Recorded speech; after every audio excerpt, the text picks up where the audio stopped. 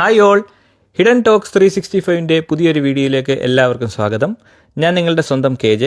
ഇന്ന് ഞാൻ നിങ്ങളുമായിട്ട് പങ്കുവെക്കാനായിട്ട് ആഗ്രഹിക്കുന്നത് കെയർ വർക്കർ അല്ലെങ്കിൽ സീനിയർ കെയർ വർക്കർ വിസയുടെ ഏറ്റവും ലേറ്റസ്റ്റ് ആയിട്ടുള്ള അപ്ഡേറ്റ്സിനെ കുറിച്ചാണ്.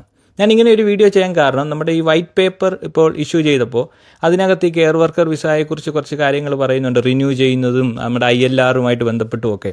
അപ്പം അത് കേട്ട് പലരും പാനിക്കായിട്ട് ഇനിയും കെയർ വർക്കർ വിസ റിന്യൂ ചെയ്യാൻ പറ്റുമോ, ILR കിട്ടുമോ എന്നൊക്കെയുള്ള ഡൗട്ടുകൾ പലർക്കും ഉണ്ട്. അപ്പം ഞാനൊരു കാര്യം വ്യക്തമായിട്ട് പറയാൻ ആഗ്രഹിക്കുന്നത്, വൈറ്റ് പേപ്പറിൽ ഒരിക്കലും ഒരു റൂളായിട്ടില്ല, അതൊരു പ്രപ്പോസൽ മാത്രമാണ്. ഇപ്പോൾ at present government of UK സൈറ്റിൽ കിടക്കുന്ന ഈ കെയർ വർക്കർ വിസയുടെ അപ്ഡേറ്റ്സുകളാണ് ഞാൻ ഈ വീഡിയോയിൽ പങ്കുവെക്കുന്നത്.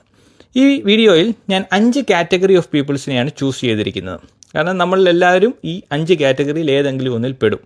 അപ്പം ശ്രദ്ധിക്കുക, ഒന്നാമത്തെ കാറ്റഗറി എന്ന് പറയുന്നത് ഓൾറെഡി 3 ഇയേഴ്സിന് മുകളിൽ കെയർ വർക്കർ വിസ അല്ലെങ്കിൽ സീനിയർ കെയർ വർക്കർ വിസ ആയി ഇനിയും അവർ ILRലേക്ക് 5 വർഷമാകുമ്പോൾ ILR അല്ലെങ്കിൽ PR അപ്ലൈ ചെയ്യാനായിട്ട് വെയിറ്റ് ചെയ്തിരിക്കുന്ന കാറ്റഗറി. രണ്ടാമത്തെ കാറ്റഗറി എന്ന് പറയുന്നത് 1 ഇയർ എബോവ് ആയിക്കഴിഞ്ഞു ഈ പറയുന്ന കെയർ വർക്കർ അല്ലെങ്കിൽ സീനിയർ കെയർ വർക്കർ വിസ. അവർ 3 വർഷം കഴിയുമ്പോൾ വീണ്ടും അവർക്ക് എക്സ്റ്റെൻഡ് ചെയ്യണം അല്ലെങ്കിൽ റിന്യൂ ചെയ്യണം അടുത്ത 3 വർഷത്തേക്ക്. മൂന്നാമത്തെ കാറ്റഗറി ഒരു PSW വിസയിൽ നിൽക്കുന്ന ആൾക്ക് കെയർ വർക്കർ വിസയിലേക്ക് സ്വിച്ച് ചെയ്യണം, അങ്ങനെയുള്ള കാറ്റഗറി. നാലാമത്തെ കാറ്റഗറി ഒരു സ്റ്റുഡൻറ്റ് വിസയിൽ നിന്ന് കെയർ വർക്കർ വിസയിലേക്ക് സ്വിച്ച് ചെയ്യണം. അഞ്ചാമത്തെ കാറ്റഗറി എന്ന് പറയുന്നത് ഔട്ട്സൈഡ് ദി UK, ഇപ്പോൾ കേരളത്തിൽ നിന്നൊരാൾക്ക് കെയർ വർക്കർ വിസയിലേക്ക് UK വരണം.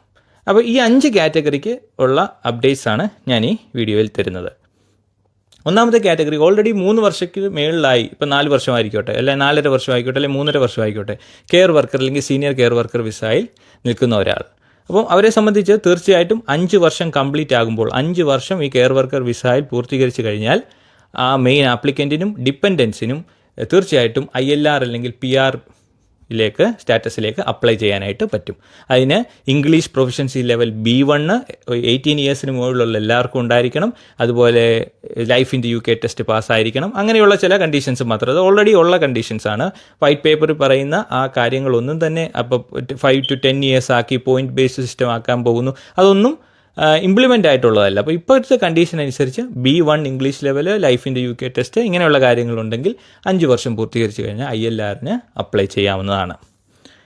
രണ്ടാമത്തെ കാറ്റഗറി ഓൾറെഡി 1 വർഷയ്ക്ക് മുകളിലായി കഴിഞ്ഞു കെയർ വർക്കർ വിസയിൽ, അവർക്ക് ഇനി 3 വർഷം കഴിയുമ്പോൾ ഇത് റിന്യൂ ചെയ്യണം. അപ്പോൾ അങ്ങനെ വരുന്ന കാറ്റഗറിക്ക് ഓൾറെഡി ഉള്ള സെയിം എംപ്ലോയറിൻ്റെ തന്നെ കീഴിൽ അവർ റിന്യൂ ചെയ്യുമ്പോൾ അല്ലെങ്കിൽ അവർ എക്സ്റ്റെൻഡ് ചെയ്യുമ്പോൾ അവരുടെ വിസ, അവരുടെ ഒക്യുപ്പേഷൻ കോഡ്, അതുപോലെ തന്നെ ഈ എംപ്ലോയറിൻ്റെ കയ്യിൽ നിന്ന് കിട്ടുന്ന സ്പോൺസർഷിപ്പ് ഓഫ് സർട്ടിഫിക്കറ്റ്, പിന്നെ സാലറി റിക്വയർമെൻറ്റ്, അതുപോലെ തന്നെ മിനിമം വർക്കിംഗ് അവേഴ്സ്, ഇതെല്ലാം ആ സ്പോൺസർഷിപ്പ് സർട്ടിഫിക്കറ്റിലുണ്ടായിരിക്കും. അപ്പോൾ ഈ കാര്യങ്ങളൊക്കെ ഉണ്ടെങ്കിൽ തീർച്ചയായിട്ടും അവർക്ക് അടുത്ത 3 വർഷത്തേക്കോ അടുത്ത 2 വർഷത്തേക്കോ വിസ എക്സ്റ്റെൻഡ് ചെയ്യാനായിട്ട് സാധിക്കുന്നതാണ്. അവരുടെ കൂടെയുള്ള ഡിപ്പെൻഡൻസിനും ഈ വിസ എക്സ്റ്റെൻഡ് ചെയ്യാനായിട്ട് പറ്റുന്നതാണ്. അപ്പോൾ പ്രത്യേകം ശ്രദ്ധിക്കുക, ഡിപ്പെൻഡൻസിന് ഇംഗ്ലീഷ് പ്രൊഫഷൻസി ലെവൽ ഒന്നും തന്നെ ഇപ്പോൾ പ്രൂവ് ചെയ്യേണ്ട കാര്യമില്ല, ഇപ്പോഴത്തെ റൂൾ അനുസരിച്ചില്ല.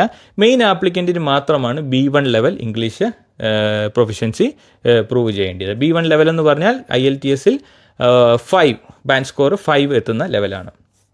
അത് മെയിൻ ആപ്ലിക്കൻറ്റിന് മാത്രമാണ്. ഡിപ്പെൻഡൻ്റ് എന്ന് പറയുമ്പോൾ വൈഫ് മെയിൻ ആപ്ലിക്കൻ്റ് ആണെങ്കിൽ ഹസ്ബൻഡും മക്കളും ഡിപ്പെൻഡൻറ്റ് സ്റ്റാറ്റസിൽ വരും, അല്ലെങ്കിൽ ഹസ്ബൻഡാണ് മെയിൻ ആപ്ലിക്കൻ്റ് എങ്കിൽ വൈഫും മക്കളും ഡിപ്പെൻഡൻറ്റ് സ്റ്റാറ്റസിൽ വരും. പക്ഷേ ഇതിനകത്ത് ഒരു കാര്യം ശ്രദ്ധിക്കാനുള്ളത്, ഈ കെയർ വർക്കർ വിസ കിട്ടിയിരിക്കുന്നത് 11th മാർച്ച് 2024 ശേഷമാണ് എങ്കിൽ ആ ഡിപ്പെൻഡൻസിന് ആ കാറ്റഗറിയിലുള്ള ആളുകളുടെ കൂടെ നിൽക്കാനായിട്ട് പറ്റത്തില്ല. 11th മാർച്ച് 2024 മുമ്പ് കിട്ടിയിട്ടുള്ള കെയർ വർക്കർ വിസ സ്റ്റാറ്റസിലുള്ളവർക്ക് മാത്രമേ ഡിപ്പെൻഡൻസിനെ കൂടെ നിർത്താനായിട്ട് പറ്റുകയുള്ളൂ. ആ കാര്യം പ്രത്യേകം ശ്രദ്ധിക്കുക. അടുത്തത് PSW വിസയിൽ നിന്നും കെയർ വർക്കർ വിസയിലേക്ക് സ്വിച്ച് ചെയ്യുമ്പോൾ തീർച്ചയായിട്ടും അതിനകത്തും വരുന്ന ഇതാണ്, നമുക്കൊരു ജോബ് ഓഫർ ലെറ്റർ ഉണ്ടായിരിക്കണം. ഓൾറെഡി ഇപ്പോൾ UK നിൽക്കുന്ന ആളാണ്, അപ്പോൾ ജോബ് ഓഫർ ലെറ്റർ എംപ്ലോയറിൻ്റെ കിട്ടണം. അതുപോലെ തന്നെ occupation code, sponsorship of certificate, salary requirements, അതുപോലെ ഈ പറയുന്ന മിനിമം അവേഴ്സിൻ്റെ കാര്യങ്ങൾ, ഇതെല്ലാം ഉണ്ടായിരിക്കണം. പിന്നെ B1 ലെവൽ ഇംഗ്ലീഷ് ലെവലും ഉണ്ടായിരിക്കണം. B1 ഇംഗ്ലീഷ് ലെവൽ, അതായത് ബാൻഡ് സ്കോർ 5. ഡിപ്പെൻഡൻസിനെ നമുക്ക് നിർത്താൻ പറ്റത്തില്ല. അതാണ് PSWയിൽ നിന്നും മാറാനായിട്ടിരിക്കുന്ന ഒരാൾക്ക് ഉള്ള ഇപ്പോഴത്തെ സ്റ്റാറ്റസ്. ഇനിയും സ്റ്റുഡൻറ്റ് വിസയിൽ നിന്നും കെയർ വിസയിലേക്ക് മാറാനായിട്ടിരിക്കുന്നവർ തീർച്ചയായിട്ടും അവർക്ക് ഇതുപോലെ തന്നെ ഓൾറെഡി ഇപ്പോൾ UK-യിലുള്ള ആളുകളാണ്. അവർക്ക് ഇതുപോലെ തന്നെ ഈ പറയുന്ന എംപ്ലോയറിൻ്റെ ഒരു റെക്കഗ്നൈസ്ഡ് ആയിട്ടുള്ള എംപ്ലോയറിൻ്റെ കോഡ് ഉണ്ടായിരിക്കണം. മീൻസ് ഒക്യുപ്പേഷൻ കോഡ് കിട്ടിയിരിക്കണം അവിടെ നിന്നും, ഈ അവരുടെ ജോബിൻ്റെ ഒക്യുപ്പേഷൻ കോഡ്. അതുപോലെ തന്നെ ഒരു സ്പോൺസർഷിപ്പ് ഓഫ് സർട്ടിഫിക്കറ്റ് കിട്ടിയിരിക്കണം. വർക്കിംഗ് അവേഴ്സും വേജസിൻ്റെയും കാര്യങ്ങൾ കിട്ടിയിരിക്കണം. B1 ഇംഗ്ലീഷ് ലെവൽ പ്രൂവ് ചെയ്യണം. ഇതിന് കൂടാതെ തന്നെ ഒരു പ്രത്യേകമായിട്ടൊരു കാര്യമുണ്ട്. ഇപ്പോൾ സ്റ്റുഡൻറ്റ് വിസയിൽ നിന്ന് മാറുമ്പോൾ ശ്രദ്ധിക്കേണ്ടത്, നിങ്ങൾ എവിടെയാണോ സ്റ്റുഡൻറ്റ് വിസ, നിങ്ങളുടെ വിസയിൽ എവിടെയാണോ കോഴ്സ് ചെയ്യാനുള്ള സ്പോൺസർഷിപ്പ് കിട്ടിയിരിക്കുന്നത്, ആ കോഴ്സ് തീർന്നതിന് ശേഷം മാത്രമേ നിങ്ങൾക്ക് ഈ കെയർ വർക്കർ വിസയിലോട്ട് മാറാനായിട്ട് പറ്റുകയുള്ളൂ. അതായത് നിങ്ങളുടെ വിസയിൽ കോഴ്സ് കംപ്ലീഷൻ ഡേറ്റ് ഉണ്ടെങ്കിൽ ആ ഡേറ്റിന് ശേഷം മാത്രമേ നിങ്ങൾക്ക് കെയർ വർക്കർ വിസയിലോട്ട് മാറാൻ പറ്റുകയുള്ളൂ. ഇൻ കേസ് PhD ആണ് നിങ്ങൾ ചെയ്യാൻ വരുന്നതെങ്കിൽ 24 months എങ്കിലും അറ്റ്ലീസ്റ്റ് PhD ചെയ്തതിന് ശേഷം മാത്രമേ കെയർ വർക്കർ വിസയിലോട്ട് മാറാൻ പറ്റുകയുള്ളൂ. ഇതിന് ഉള്ള കാരണം എന്താണെന്ന് ചോദിച്ചാൽ, പണ്ട് വന്ന പലരും ഈ കോഴ്സ് കംപ്ലീറ്റ് ആക്കാതെ ഒരു ഹാഫിൽ അല്ലെങ്കിൽ 3 മാസം കഴിഞ്ഞപ്പോൾ തന്നെ കെയർ വർക്കർ വിസയിലോട്ട് മാറി ഒരു ഫീസ് അടയ്ക്കാതെ ഒക്കെ പല പ്രശ്നങ്ങൾ ഇവിടെ ഉണ്ടായിട്ടുണ്ട്. അതുകൊണ്ടാണ് ഈ ഒരു സംഭവം ഇപ്പോൾ കോഴ്സ് ഫിനിഷ് ചെയ്തതിന് ശേഷം മാത്രം മാറാനായിട്ട് പറ്റുന്നത്. അവർക്കും ഡിപ്പെൻഡൻസിനെ നിർത്തുന്ന കാര്യത്തിലൊന്നും തന്നെ വ്യക്തത നിർത്താൻ പറ്റത്തില്ല. അടുത്തതായിട്ട് വരുന്ന കാറ്റഗറി എന്ന് പറയുന്നത് ഔട്ട്സൈഡ് UK. ഇപ്പോൾ കേരളത്തിൽ നിന്നൊരാൾക്ക് UK-യിലേക്ക് കെയർ വർക്കർ വിസയിലേക്ക് വരണമെന്നുണ്ടെങ്കിൽ തീർച്ചയായിട്ടും പറ്റുന്നതാണ്. അറ്റ് പ്രസൻറ്റ് സ്റ്റാറ്റസിൽ മറ്റൊരു വിസയ്ക്ക് അപ്ലൈ ചെയ്യുന്ന പോലെ തന്നെ ഈ കാര്യങ്ങളെല്ലാം തന്നെ ചെയ്യണം. ഒരു റെക്കഗ്നൈസ്ഡ് ആയിട്ടുള്ള എംപ്ലോയറിൻ്റെ ഓഫർ ലെറ്റർ വന്നിരിക്കണം. അവർക്ക് സർട്ടിഫിക്കറ്റ് ഓഫ് സ്പോൺസർഷിപ്പ്, അതുപോലെ തന്നെ ഒക്യുപ്പേഷൻ കോഡ്, സാലറി റിക്വയർമെൻറ്റ്, അതുപോലെ ഈ പറയുന്ന മിനിമം അവേഴ്സിൻ്റെ റിക്വയർമെൻറ്റ്, ഇങ്ങനെയുള്ള കാര്യങ്ങളെല്ലാം ഉണ്ടായിരിക്കണം. അതുപോലെ IELTS അല്ലെങ്കിൽ English proficiency CFR level B1 ഉണ്ടായിരിക്കണം. ഇത്രയും കാര്യങ്ങൾ ഉണ്ടായിട്ട് വേണം അവർ ഇതിന് അപ്ലൈ ചെയ്യാൻ.